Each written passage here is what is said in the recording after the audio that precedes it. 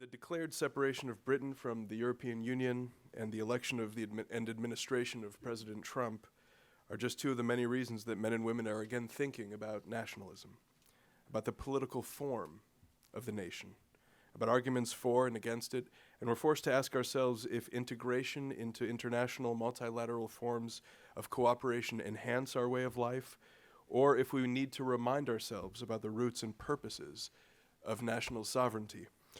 Yoram Hazony is going to introduce us to God, nationalism, and conservatism, a Jewish view, in all four of those parts: God, nationalism, conservatism, and Judaism. No one's really, honestly, no one is better suited to do that. Yoram Hazony is one of the boldest thinkers anywhere in the world on the Hebrew Bible and Jewish theology, which he's discussed in books like The Dawn, republished recently as God and Politics in the Book of Esther, and in his last book, Philosophy of Hebrew Scripture, both published by Cambridge University Press. And he's at the forefront of resurrecting a conservative tradition of nationalism, which has been doing month after month in the Wall Street Journal, and in a forthcoming book, The Virtue of Nationalism, which is coming out in March from Basic Books. Yoram's going to speak for about 30 minutes. We'll have a brief conversation and then open it up to questions. I've known and followed and learned from Yoram Hazony for more than a decade now. He's a great friend of Tikva, and it's a pleasure to welcome him to address us now.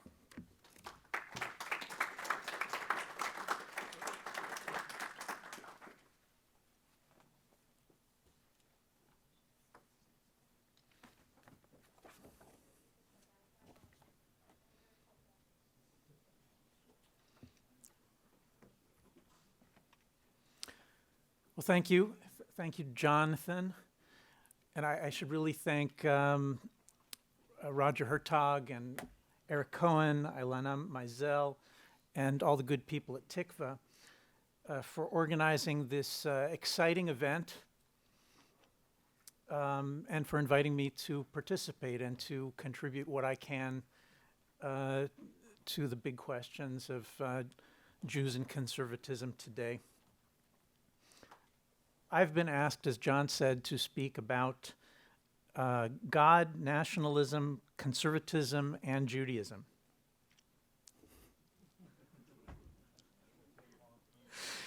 And I do believe that these four things are in fact intimately related, but exactly how they're related is, of course, not so simple, and it's certainly not the subject for a single talk. But when I said that to Roger, he got this deep, meaningful look in his eyes, and he said, "I have complete faith in you." And so I'm going to try. So this is going to be a bit of an overview. Let's call it a sketch, which will certainly be too quick, and it will certainly be too simplified, so please no complaints on that score. We'll have plenty of time to flesh this out and work out all the details over the next couple of 100 years. My talk is going to be in 4 parts. First, what does nationalism have to do with conservatism? Second, what does conservatism have to do with Judaism? Third, what does conservatism have to do with God? And finally, what does nationalism have to do with God? If we can get the most preliminary outline, this is called the lowering the bar part of the talk. If we can get the most preliminary outline of how to go about answering these 4 questions in a way that they all fit together in some kind of sensible, solid, coherent point of view, then I'll say that we got something done today, all right? Well, nobody's agreeing, so I'll just assert that that's the way it's going to be. All right, so number 1, what does nationalism have to do with conservatism?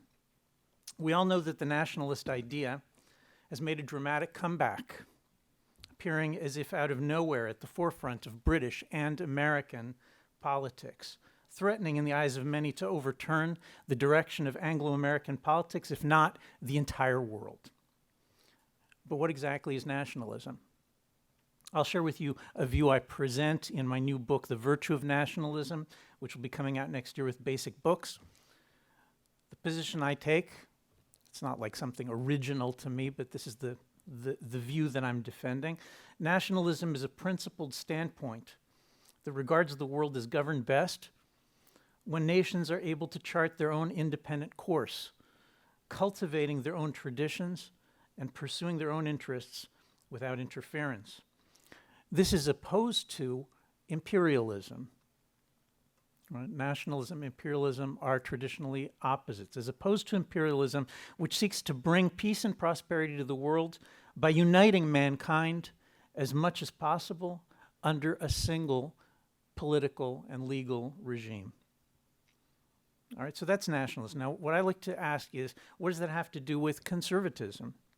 Because lots of people say, oh, you know, nationalist, what does that have to do with, you know, I'm a conservative, but I didn't, nationalism. Well, the word conservative is usually used as a synonym for traditionalist. A conservative is somebody who strives to defend and build up the political and intellectual traditions of his or her own tribe or nation or civilization. Of course, this doesn't mean that a conservative needs to defend every last foolish thing that somebody stuck in the tradition. Every political tradition undergoes adjustments over time.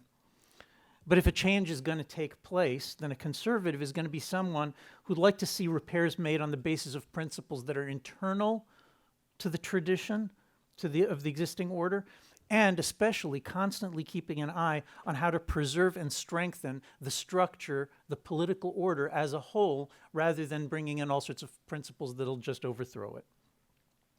This means that conservatism is not something like Marxism or liberalism.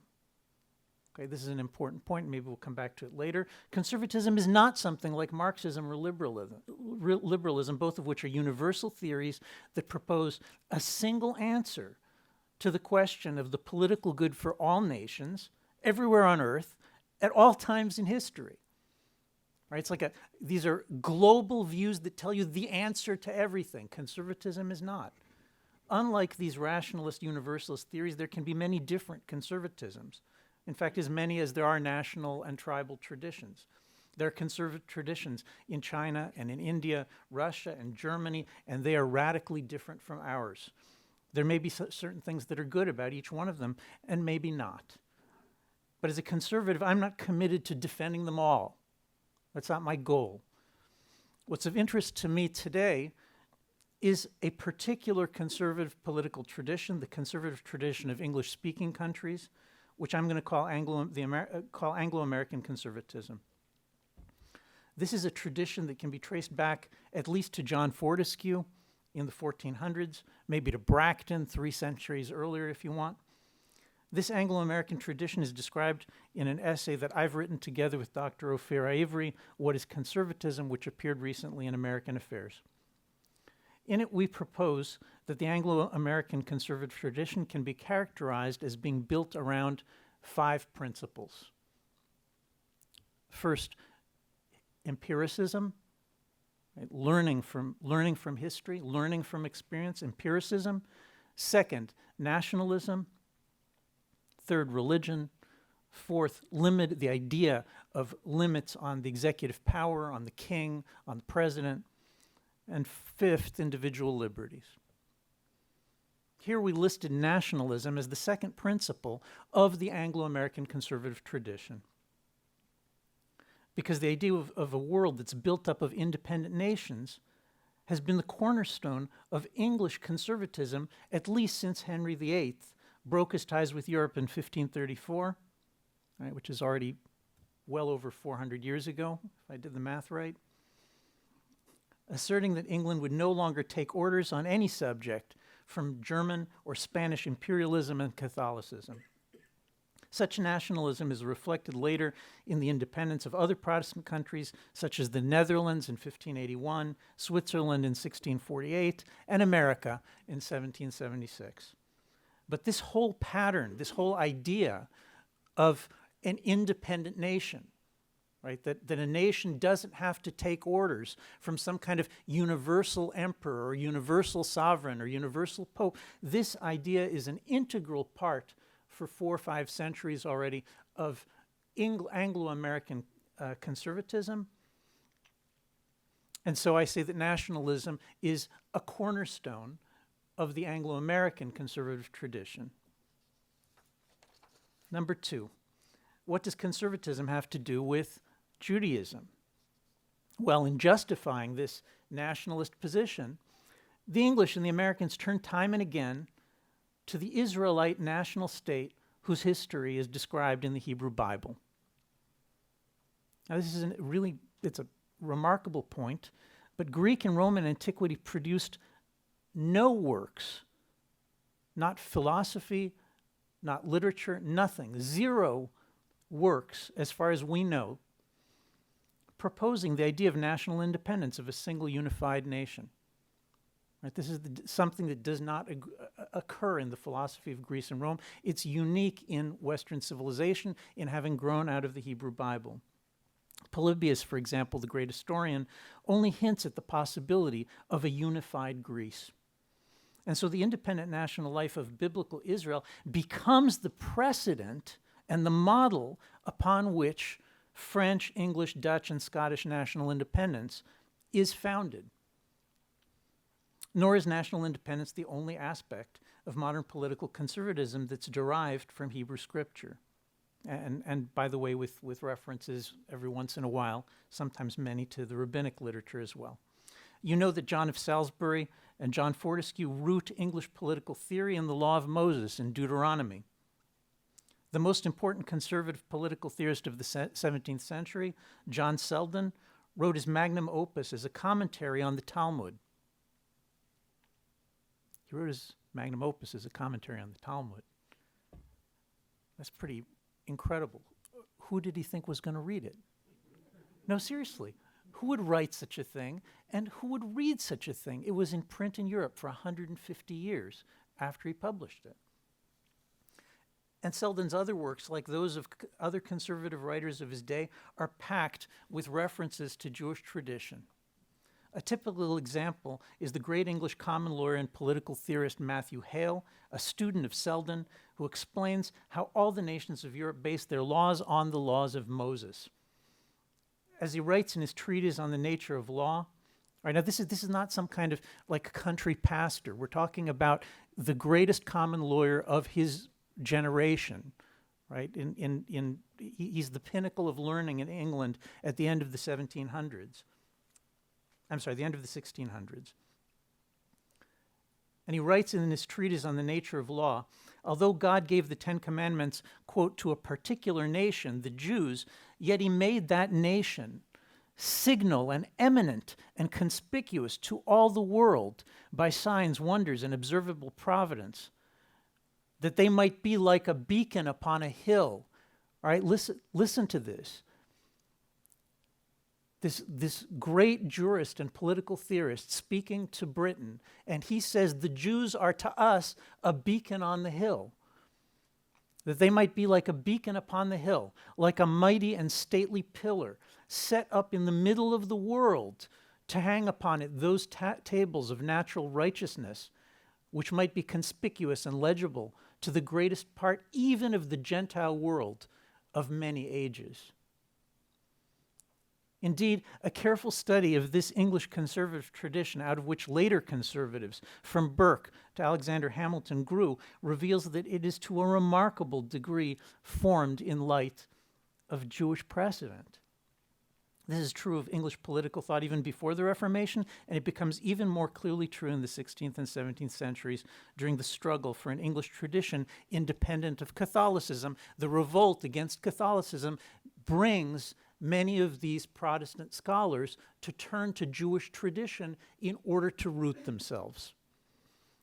This means that Anglo-American conservatism is, from its birth, a sister movement of the Jewish political tradition.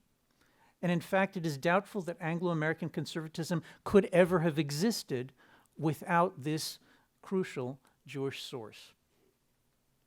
This close kinship between Anglo-American conservatism and Jewish political theory suggests crucial lines of political alliance, both intellectual and political.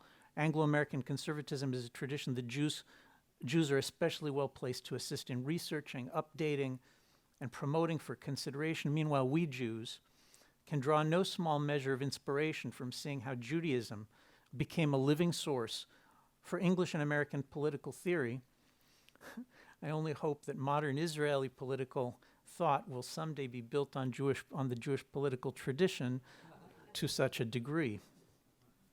All right, so now we've done the easy part. We've connected nationalism, conservatism, and Judaism, at least in a sketch.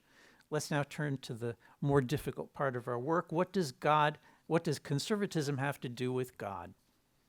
All right, I'm going to say that actually there can be no Anglo-American conservatism that does not have God at its heart.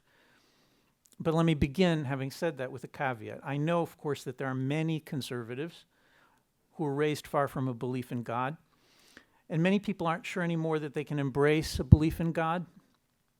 And nothing I say here is intended to challenge the standing of such individuals within conservative politics. I do think you can be a good conservative and have questions and doubts about God. But at the same time, I don't want to go easy on this point either. The truth is that God is not optional for a conservative worldview. God is, in fact, the cornerstone of the entire conservative belief system. So you can be a good conservative even if you personally aren't certain God exists, but you cannot, I maintain, be a good conservative if you don't recognize, and say this loudly and clearly, that God and public reverence for God is the very foundation of Anglo-American political conservatism, and, by the way, not incidentally, of Jewish conservatism as well. Now, why do I say this? Let's begin with the most fundamental question that we can find in political and moral thought, right? Which is, how do we know right from wrong in political and moral subjects? How do we know whether the nation should be independent or part of an empire, whether divorce should be permitted and abortion, whether the government should be taxed highly or not highly? How do we know how to answer any of these questions, just at the most general level? So broadly speaking, and this is, we're here in the stratosphere of broadness here. Broadly speaking, there are three possible answers. First, there's Nietzsche's answer. There is no right and wrong. Every society and every individual has their own answers to these questions, and there's no way to say that anyone's views are any better than anyone else's. You hear this a lot today. If you talk to college students, this is like the big answer.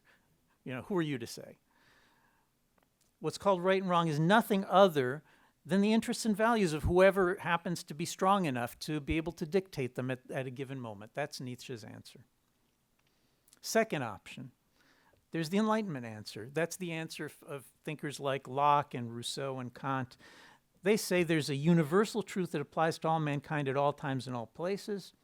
Mankind has been gifted with reason, with like a capital R, like as capital as you can make that R, which is the same everywhere. So if you reason carefully, your reasoning will always lead you to the one universal political truth that applies to everyone in all times and places. And then there's a third answer. There's the answer of a conservative or a traditionalist, someone like Fortescue or Selden or Burke, and they say there are universal truths as to what's best for mankind, which derive from irreducible aspects of human nature and of the nature of the societies we live in, but, and this is a big but our ability to get at the answers is very limited because human reason is highly fallible. Right? The conservatives are united in this view. Both human individuals and entire human societies, in fact, are capable of believing virtually any evil, destructive, foolish, poisonous thing.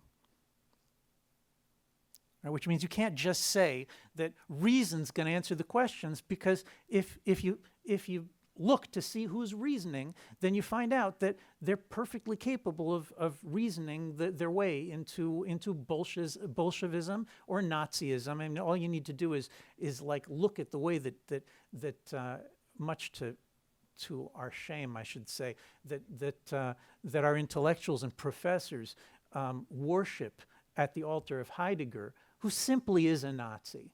All right, not like sort of, like just is a Nazi.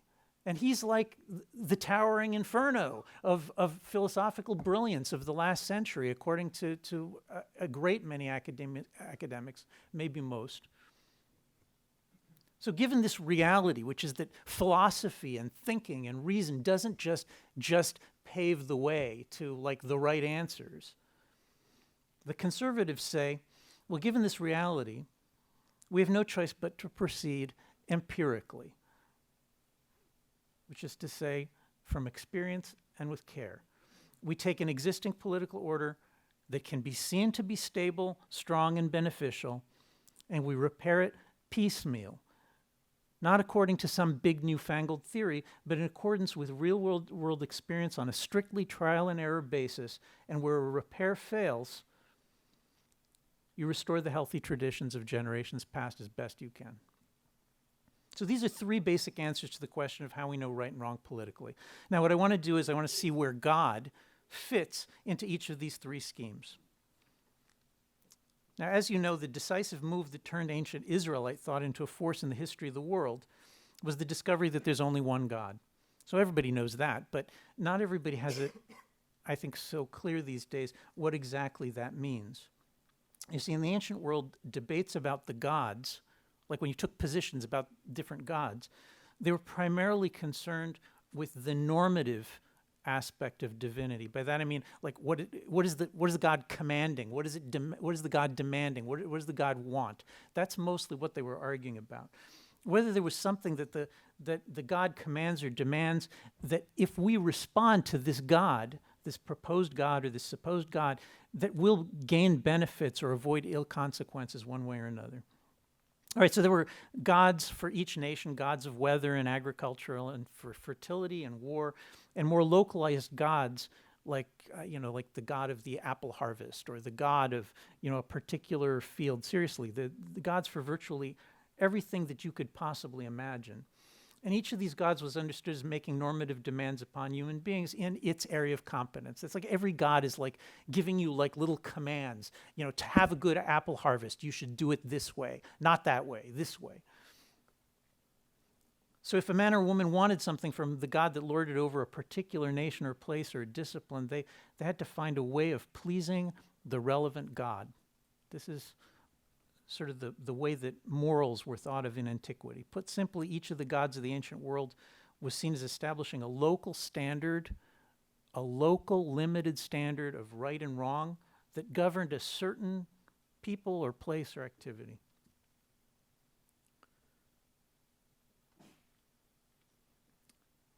In practice, the system of the thought known as paganism, today we call it paganism, in the language of the Talmud Avodah Zarah, amounted to the recognition of numerous different standards for determining what was true and good, with each god asserting its own standard different from the others.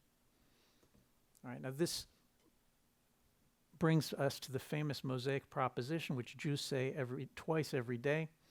Hashem Eloheinu, Hashem Echad, the Lord is our God, the Lord is one. What does this declaration mean? The discovery that the world was governed by one God is the discovery that there's only one normative order. In Hebrew scripture, the most common way of expressing the distinction between what is true in general and what human beings just think happens to be true is to distinguish between what's right b'nei Elohim, what's right in God's eyes, and what's right b'nei Adam, what's right in the eyes of man. Okay, so Judaism, the Torah, sets up this gap. There's what's right in God's eyes. That might be universal for the whole world. And there's what's right in the eyes of man. You see this over and over and over again throughout the Hebrew Bible and then into the Talmud, that this distinction is the way that the Torah talks about, the way that Moses talks about the fact that we're limited.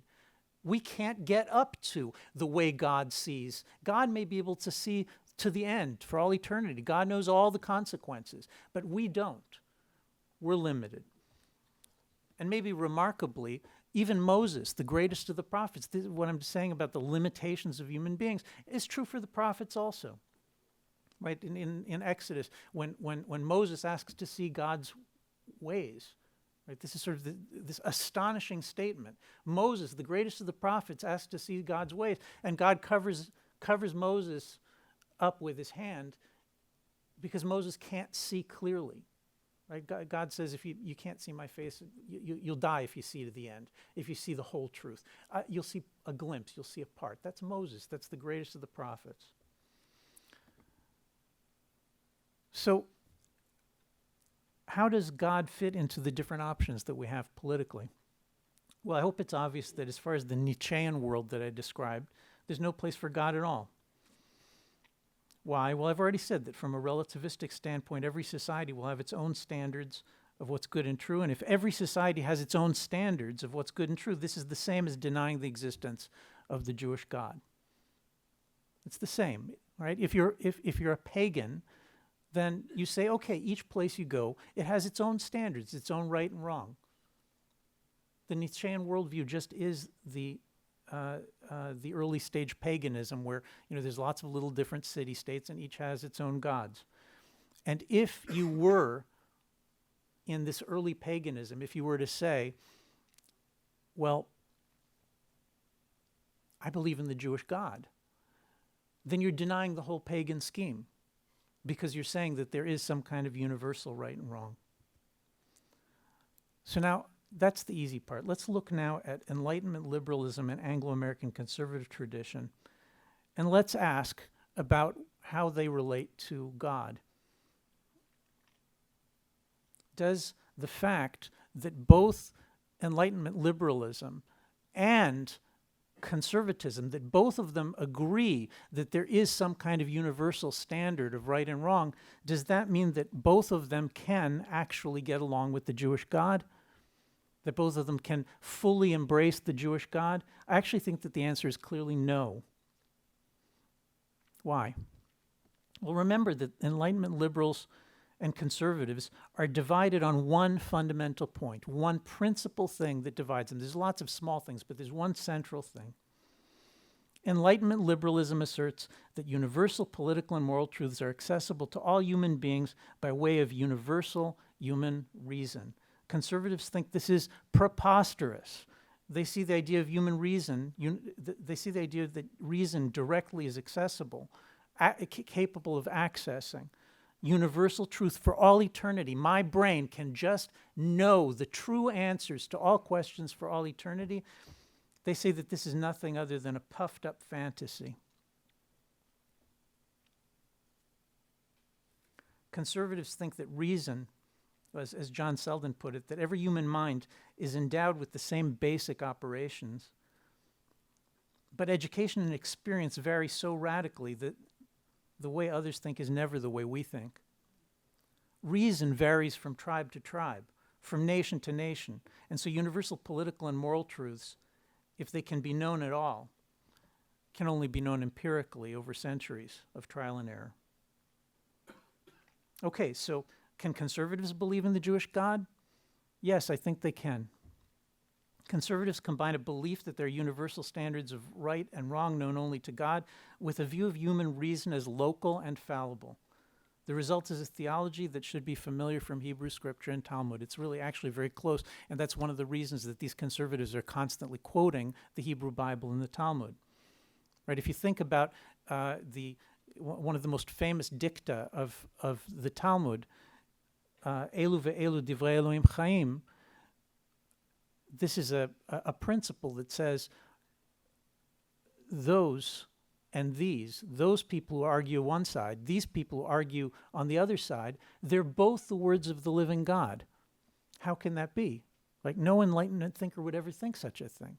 But in the Talmud, the idea that you can have competing points of view, each one with its own sort of point of view on the truth, nobody completely right, that's like a cornerstone of Talmudic thought, by the way, also of biblical thought. And why is it a cornerstone of Talmudic thought? Because God's thoughts are so beyond us that we don't think that any of us can actually get the whole picture of what's in God's mind. That opens up a space for tolerance. That opens up a space to say, well, I'm fallible. You're fallible. I see it this way. You see it that way. Maybe that means that there's something true in what you're saying. Maybe you're even completely right. I don't know for sure. Right? And this sort of Talmudic skepticism is something that you find over and over again in the Anglo-American conservative tradition. Just this same kind of skepticism, which comes from, we in England, we're doing our best to figure out what God wants. The French do something completely different. The Germans something else. We think that the English laws are the best, but we know that we're fallible. We know that our views are local. Right, so there's a very, very good mesh between that kind of conservative thinking and Jewish theology and Jewish traditional theology. What about the Enlightenment thinkers who have for centuries been conservatism's great opponents? Locke, Rousseau, Kant. Can they believe in the God of Hebrew Scripture? In practice, I think that the answer is that they cannot. Why? Because in claiming that human beings can access universal reason, which provide us all with universal and political moral truth that's good for all time, the one answer, our brain can go straight to the one answer. What they've done is to collapse the difference between what's right in God's eyes and what's right in men's eyes. On this utopian view, what you've done is to replace God's mind with the human mind. John Locke, for example, is said to have accessed universal human reason and gotten just about all the right answers about how we should govern ourselves. Political problems have been solved just about for all time by Locke. So the place that conservative political theory used to reserve only for God is now filled by John Locke. More than that, the moment that every educated human mind can determine universal right and wrong, and you meet professors in the universities who say this kind of thing, and others, the moment every educated human mind can determine universal right and wrong out of his or her own resources, well, that place that's been reserved for God, creator of heaven and earth, in Judaism and Christianity, has been eliminated. You see, you don't need God anymore because we have you. Your mind, you can be in place of God.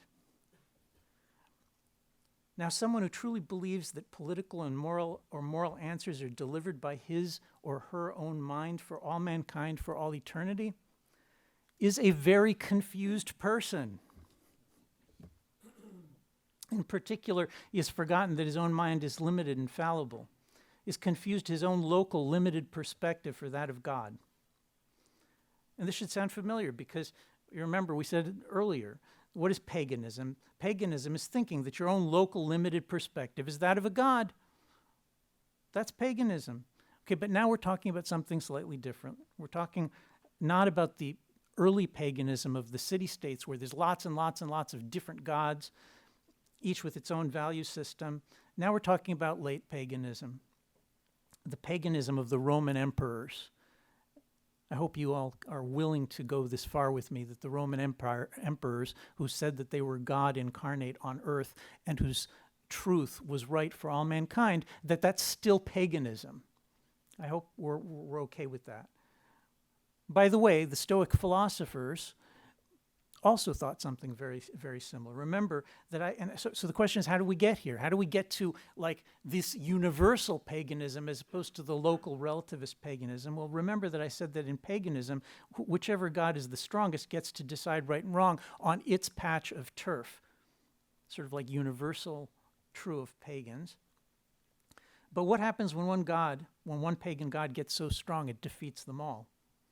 Then you get the world of the Roman emperors, who declared that their own perspective is universal, the truth for all mankind, and declared themselves to be God. So here's the big question.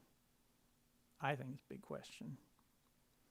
Does the fact that the Romans declared that their own perspective is universal, is the perspective of all mankind for all time, the fact that they declared that, does that mean that the Romans actually attained God's view of things? Really? Really, really? Caligula-like? No, they did not attain God's view of things just because they said so. All that they did was to take the local limited perspective of a single pagan people and declare it to be universal truth for the entire world. And here you have it, the great clash between Rome and Israel. This is it. This is it in a nutshell, the whole thing, which in the end destroyed Israel and sent the Jews into exile. The Romans, and by this I mean also not just the emperors, the Stoic philosophers, the Roman jurists, their poets, they claimed that a human being can in fact access universal reason, that a human being can in fact be God. That's it. That's the whole argument. Whereas the Jews say, no, a human being cannot be God. Human beings are limited creatures, and no matter how smart we think we are, we're always missing something. God, who isn't missing anything, who doesn't miss things, he's something entirely different from us. So remember this, please. The next time you're in a room with some political theorist who's touting his universal political theory about universal human rights or what have you, when he or she gets, gets to the point in the conversation in which he says, actually, the beauty of it all is you don't need God to make it work because we have reason, right? When you get to that point in the conversation, please notice this and remember what I said here today. If you think you don't need God to make your system of universal political and moral thought work, then the system that you're proposing is at root, at basis, in fact, idolatrous. It confuses the local for the universal, human reason for God's reason. It is a pagan system of ideas. And when we talk about enlightenment, when we talk about Marxist universal theories or liberal universal theories, somebody comes to you and says, I have the answer. I know the answer. It's right here in Locke or Kant or whatever it is, or in Marx. All they're doing is giving us an updated version of Roman philosophy and Roman law, which insists that the human mind is, in and of itself, capable of accessing absolute and universal truths, and has put the human mind in place of God.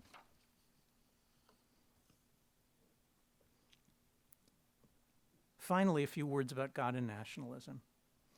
The greatest political choice that stands before the Western nations of our generation is the choice between nationalism and imperialism.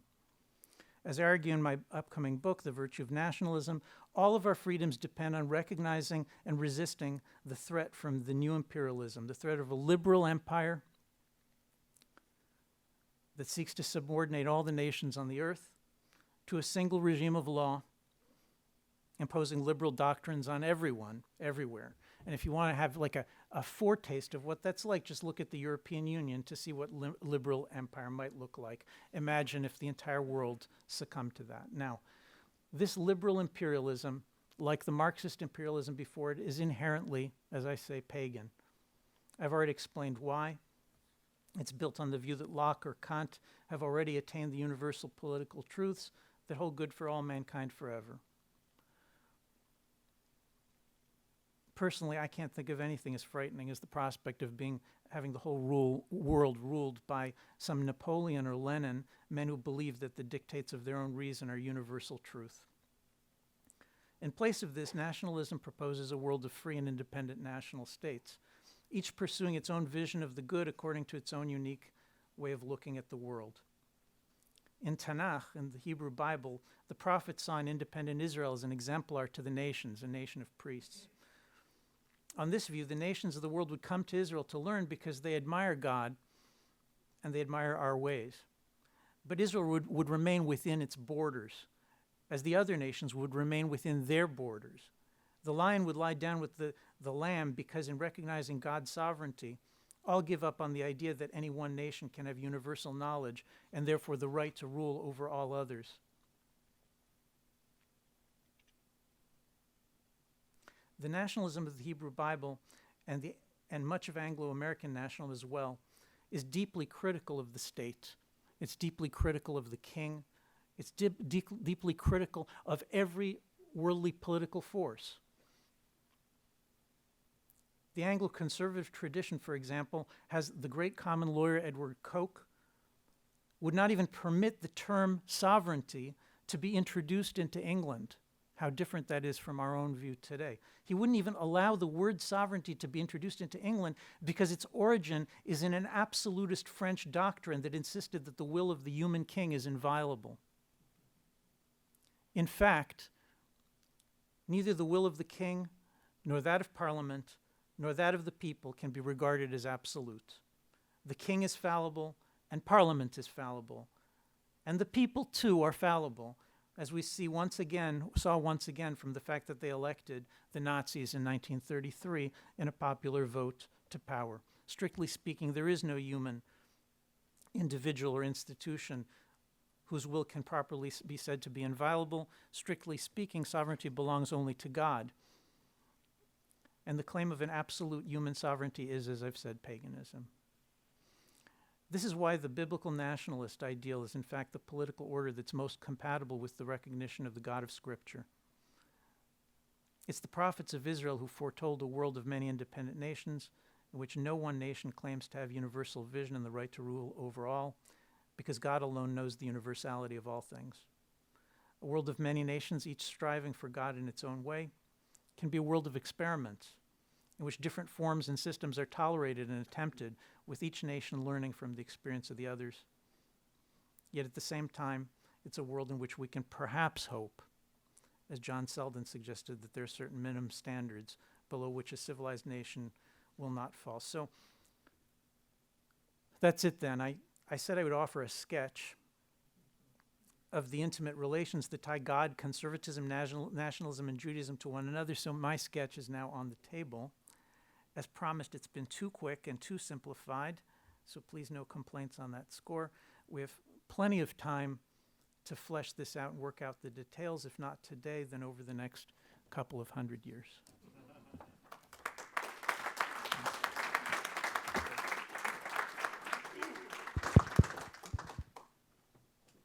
Okay, can you guys hear, are these mics on?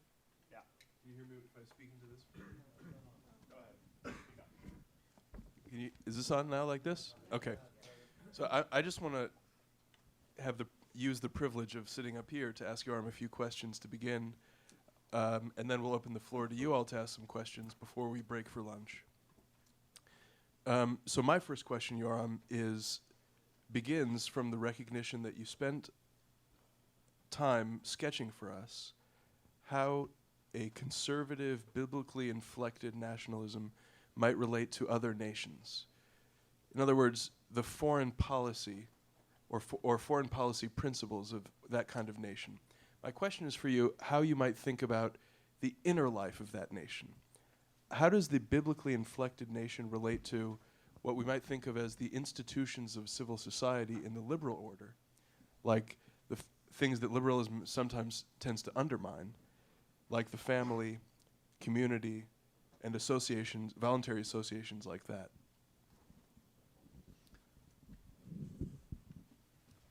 Well, is this on?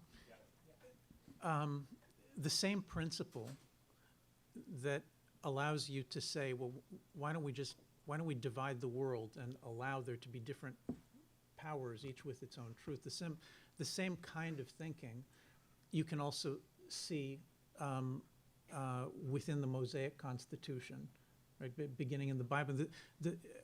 Probably a lot of people don't know that during the debates around the American founding, the single most quoted text was, by far, was the Bible. And within the quotations from the Bible, the most quoted text was Deuteronomy. Right? The reason everybody's so interested in Deuteronomy is because that's where Moses lays out his rules for how a kingdom is supposed to be, and those rules have all sorts of principles that later the Anglo-American tradition quotes over and over and over again, going back to Deuteronomy. So, for example, the separation of what we today call the separation of powers. Moses says the king's not allowed to legislate, which is this astonishing thing. And, all over the Middle East, the kings are legislating. They're like gods. The Jewish king isn't allowed to give laws. The laws are in the hands of the priests. So there's this separation between the king and the laws, which takes away a lot of the king's power. And then there's all these other restrictive laws that continue to take away the king's power, limiting his ability to tax and so on. And then this famous statement that his heart's not shouldn't rise above his brothers. All of a sudden, all the people are his brothers. So the biblical basis with regard to the Constitution starts with this principle that the person in charge of the government cannot be absolute. There's all these other players and all of these other forces which the king has to make space for. And understanding that the king has to be limited. He's not allowed to go out and conquer neighboring nations. He's not allowed to raise taxes to the heavens. He has to carry a Torah scroll around with him so that all of these rules, their purpose is to do on the domestic front what I was describing earlier on the international front, which is to create a limited power which comes from the recognition that the only unlimited power is God. That if you move towards any kind of an unlimited human power domestically, all you're going to do is destroy the balance among different aspects of the society.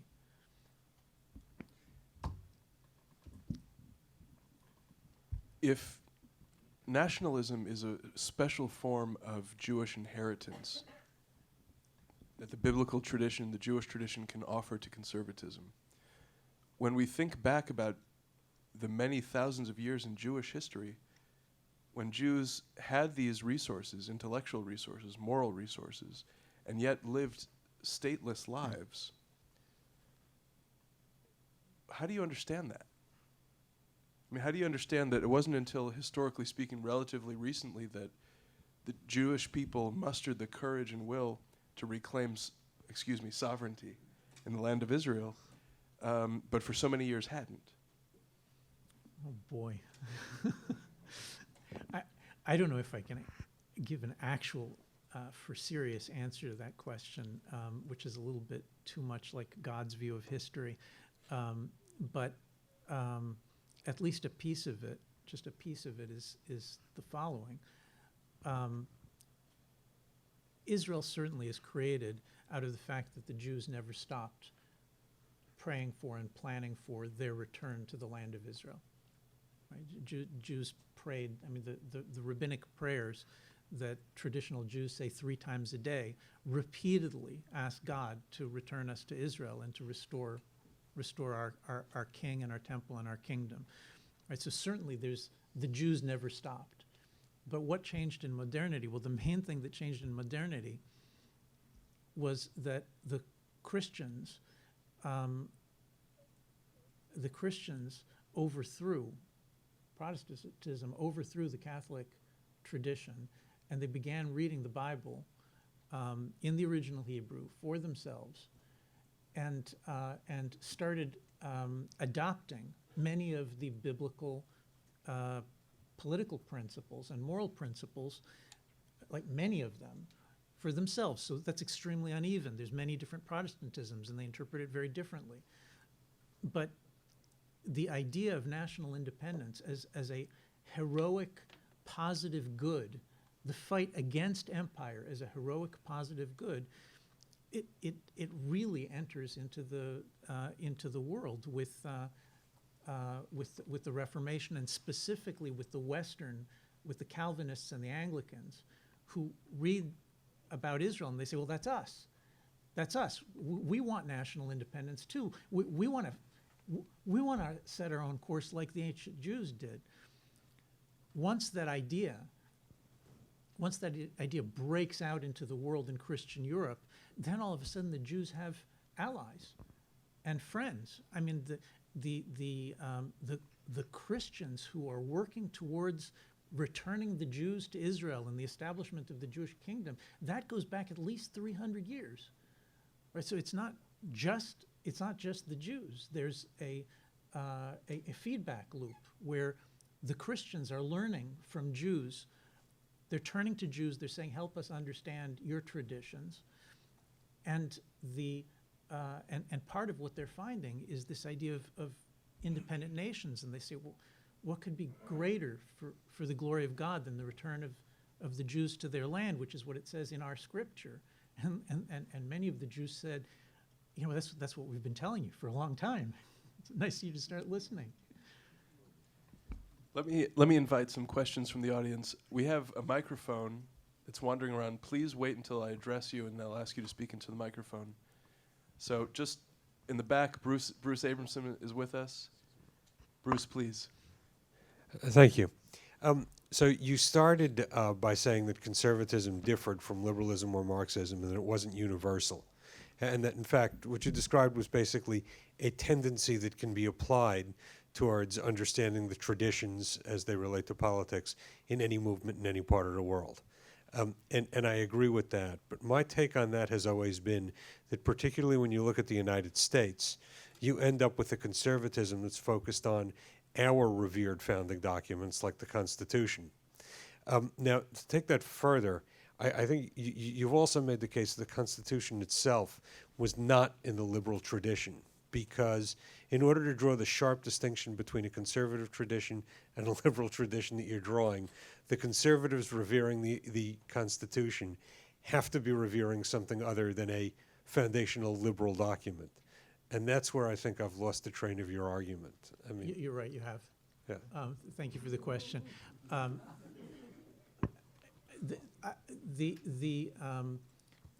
The American Constitution doesn't. There's no reason to call the American Constitution a liberal document. Now, of course, you can have an argument about it, but you don't have to conclude that. Let me go back to this study that I was quoting a few minutes ago. There's this academic myth that is circulated by the academic left that the American founding is based on John Locke, and you find it over and over and over and over again. I can't tell you how many times I've read this scholars writing that Locke was the overwhelming influence on the American founding and the American founders. Now, this has been debunked over and over and over and over again by academics. Many of them don't even particularly have my axe to grind. And the thing won't die because it's so congenial to liberalism. But it isn't true. Right? There was a study in the 1980s, a famous study published in the American Political Science Review, the most prestigious American political science journal, which took 9,000 polemical documents from the period of the American founding and read through all of them and cited every time that one of them engaged with a political thinker. And the results are completely unequivocal. If I remember the numbers, I remember them almost exactly. If I remember correctly, 35% of the citations are to the Bible, as I said, mostly to Deuteronomy. 8% Montesquieu, 8% Blackstone, 3% Locke, 3% Hume. Now, all of those sources, the Bible, Montesquieu, Blackstone, which is a commentary on the English common law, and Hume, right? All of those sources are much, much, much more conservative than Locke is, and in fact, it's really difficult to call any of them liberal. I mean, they're very different kinds of sources, but none of them are liberal sources.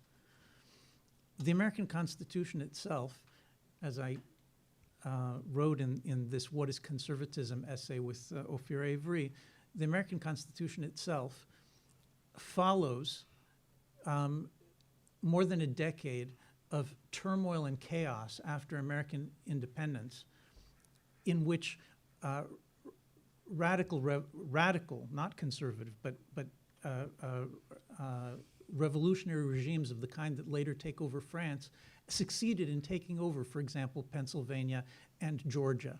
And the Americans who wrote the Constitution looked into the face of universal reason, saw it about to consume the United States the way that it later consumed France, and they backed off. And the American Constitution is to the greatest degree that they were possibly able to achieve it, an implementation within the United States of traditional English constitutional law. Right? In the article, I name the key changes that are made. I don't have a problem naming them, but I think people are confused about the things that are not changed. Just to name a few of them, the idea of the strong but limited executive balanced by the legislature is the cornerstone of the English Constitution, and had been known to be that for 300 or 400 years. The bicameral legislature is from the English Constitution. The idea of the quote due process of law, and the idea of the jury trial is the English Constitution. The executive veto is the English Constitution. You can just go on and on and on. They did everything that they could. Even the Bill of Rights. Every one of those, almost every one of the rights that are enumerated in Amendments 1 through 8 are taken from the English Bill of Rights or from the Petition of Right that was written by John Selden. I'm not saying that they didn't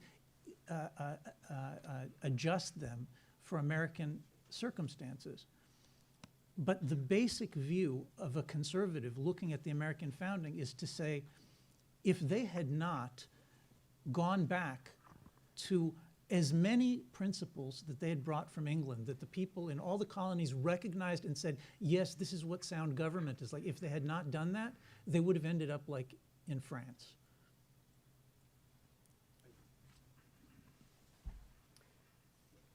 Yeah, there's a gentleman right behind you, Isaac.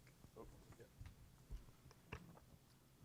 yeah. Yoram, I agree with you that the incrementalism and skepticism in the Anglo-American legal tradition finds a great deal of common ground with the way that rabbinic Judaism goes about doing its business, and that shared set of intellectual impulses is fertile ground for conservatism in both places.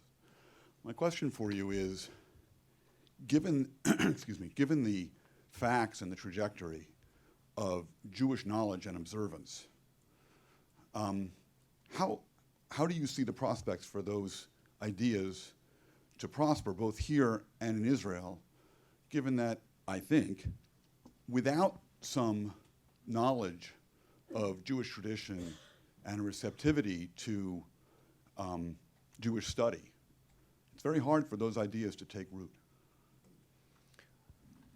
Look, that definitely is the million-dollar question, right? I mean, that's the most painful and difficult question that can be asked. And by the way, it's not just true for Jews. I mean, you can ask the same question about conservatism about this Anglo-American tradition that I'm talking about, where the winds of revolution have the same winds of the same revolution that wiped out reverence for Jewish tradition among a great many Jews, maybe even most Jews.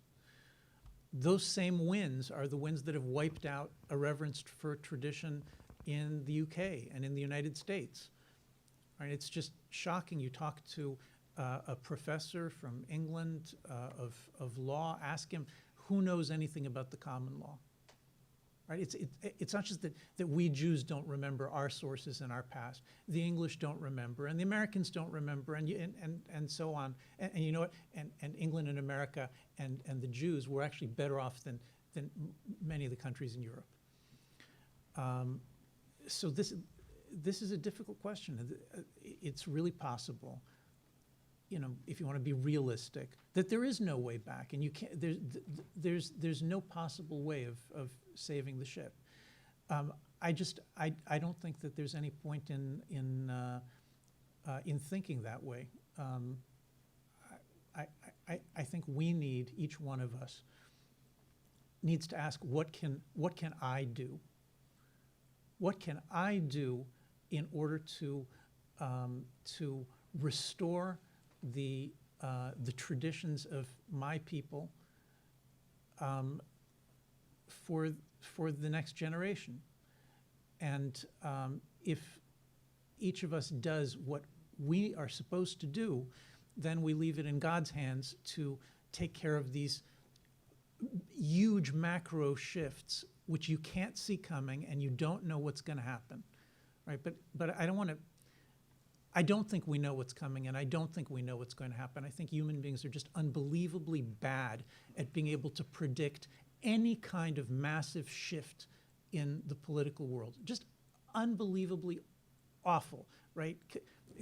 Couldn't predict the coming of the collapse of the Soviet Union. Couldn't predict the collapse of Wall Street. Couldn't predict the upswing of nationalism. Couldn't predict Brexit. Couldn't predict Trump. Couldn't. And we're just awful at this. We can't predict anything. So there's an awful lot that is in God's hands. Our job is to prepare an option that'll be on the table when some big crisis hits and some, political or religious leaders or whatever it is in circumstances we can't even imagine says, what do I do now?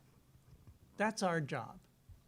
Okay, now that's something we can do, right? I'm not talking about we can't control all of human history. We can't even, I'm talking about what we can control.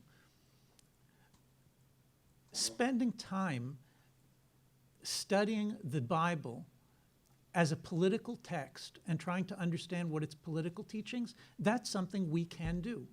Likewise, the Talmud. Spending time trying to dig up the Anglo-American conservative tradition, right? I mean, just drop this nonsense about Burke was the first conservative. I mean, just completely the dumbest idea that you could say. Burke was the first conservative because he stood and defended 700 years of English tradition. Well, what tradition was he defending if he was the first conservative? It doesn't make any sense. So going back and finding all the other conservatives that Burke was reading or that Disraeli was reading or that Hamilton or Adams, that they knew. Adams had on his bookshelf, he had all these books. He had the complete writings of Selden. He had Fortescue. He knew what he was talking about. It's just we don't have any idea what he was talking about. Okay, so we can, each of us as individuals, and then as groups in organizations, in think tanks, in academic institutions and settings, in journalism, we can do the preparatory work to build up a worldview that will be an excellent, fruitful, conservative worldview that'll hearken back to our past and reach forward, offering hope to the future. We can't control whether people want to buy that or not. We can control whether it exists and is accessible. Right? And that's what we need to be doing now. Isaac, just in the front here. Mr. Keller, you're going to honor us with this session's last question. Then I will surely disappoint. An obvious question, just across nationalism, if there aren't the universal truths, what happens when one nation does things that maybe aren't appropriate or we would think of as immoral in a universal sense? Okay, excellent question. I know that I spoke quickly and I covered a lot of ground. This is an extremely important point. Lockeans, that is, and people who like the Enlightenment idea, human brain is going to come up with the one answer for all time, they're constantly accusing Burkeans, which is to say conservatives, of relativism. All right, just like, a simple up-to-date example. You say, you meaning me, I'll say to a friend, what a completely crazy idea to think that America is going to conquer Iraq and write a liberal democratic constitution for Iraq, and that it's going to just become a liberal democracy. What, are you kidding me? And I was saying it back then too. By the way, just so I really don't mean to promote my own wisdom and insight. There was virtually no one in the state of Israel, right, in the entire security and defense establishment, who believed that it was possible. And what was happening was the Americans were completely unwilling to listen to Israeli advice on the subject. But to go back to your question, so let's take this familiar example. A Lockean will say, we got to try, Yoram. And that's what they say to me. We got to try. We can't just leave Iraq, as this, benighted backwater. Well, listen to the racism that is sort of percolates in this benighted backwater. We've got to save them, right? Now, a relativist, a Nietzschean, would say, well, every place has its own ways. A conservative is saying something different. Conservative is not saying there's no such thing as evil. There is such a thing as evil. I mean, just think of the prophets, thinking about their neighbors, right? They're pagans who are like burning their children, to sacrificing their own children. They think that their neighbors are evil. But there's a difference between a conservative view, which says there is right and wrong, there is good and evil. The problem is that our ability to find it, stabilize it, and then go out and impose it on others and make it work and conquer the whole world and make the whole thing, and it'll all turn out right. Our ability to do that is close to zero. So Bosnia, for example?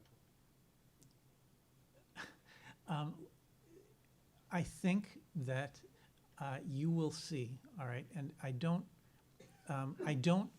mean no one should ever interfere. Let's take, I'll come back to Bosnia in a second.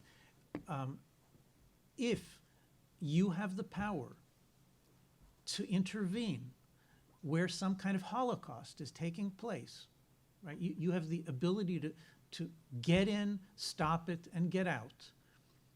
If you have that ability, then I personally would say that you have a moral obligation to do that God would want you to do that. Okay, but there's every possible difference between mass murder, which we can all understand what it means, genocide, hundreds of thousands, millions of people are being killed. And we have the power to get in and get out, stop it and get out. That's one scenario. And another scenario completely is let's occupy the whole world progressively, piece by piece, and make them like us because we know what's right. Okay, these are, I think they're completely different things. So personally, look, these lines are very difficult to draw. But I think that notice about Bosnia the following thing. I'm sure crimes were being committed. I'm not sure how bad they were being committed in comparison to like what's going on in the Congo or in the Sudan or all sorts. I don't know if Bosnia had to be really the place that cried out for aerial bombardment of defenseless civilian populations in order to do regime change. I don't know. Really, I don't know the answer to that question. But take a look at what has made Bosnia minimally tolerable to this point. It's a country that continues to be completely riven by internal strife. The only reason that it is tolerable for anybody to be able to live there is because of what's effectively an ongoing occupation by American and European forces, which just sit there trying to prevent anything from going wrong. And we don't know the end of this story yet. There's a really, really good chance that within the next 10 or 15 years, it's going to turn out that it's just like Iraq, even if the American forces stay there. Now, imagine if American forces and Europeans just pulled out. So I don't think Bosnia is a good answer for anything. Thank you, Yoram. Yeah.